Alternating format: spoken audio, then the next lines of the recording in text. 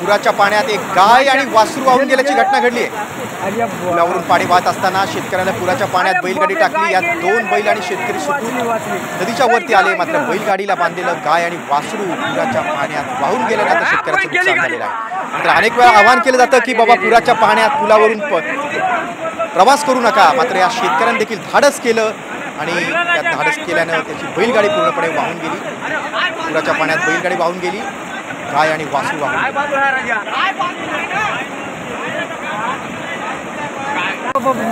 यवतमाळमधील ही घटना आहे। पुराच्या पाण्यात एक गाय आणि वासरू वाहून गेली। पुलावरून पाणी वाहत असताना देखील या शेतकऱ्याने धाडस केले, पुराच्या पाण्यात बैलगाडी टाकली। यात 2 बैल आणि शेतकरी सुखरूप नदीच्या वरती आला।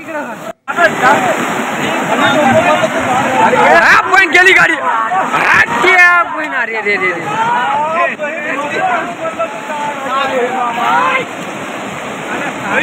गाडी पण टाकू नका।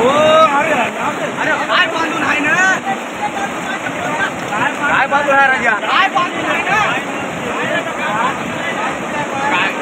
गेली। अरे बापरे, याच बाबती संदर्भात आपण अधिक संवाद साधूया। आमचे प्रतिनिधी संजय राठोड आपल्या सोबत आहेत। संजय, अनेक वेळा आवाहन करून सुद्धा अशा पुराच्या पाण्यात माणसं प्रवास करतात, आता बघा शेतकऱ्याची कशी दैना झालेली आहे।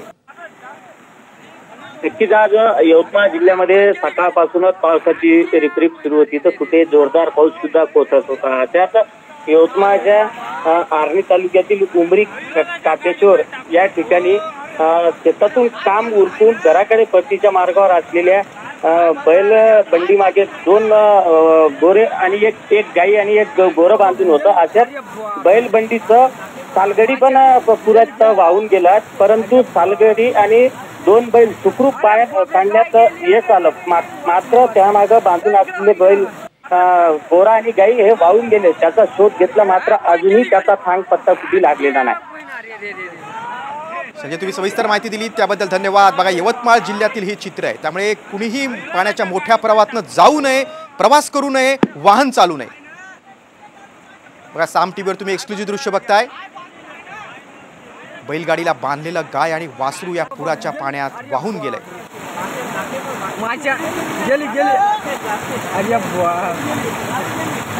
अरे बापरे, गाय गेली। अरे वाचली वाचली, इकडं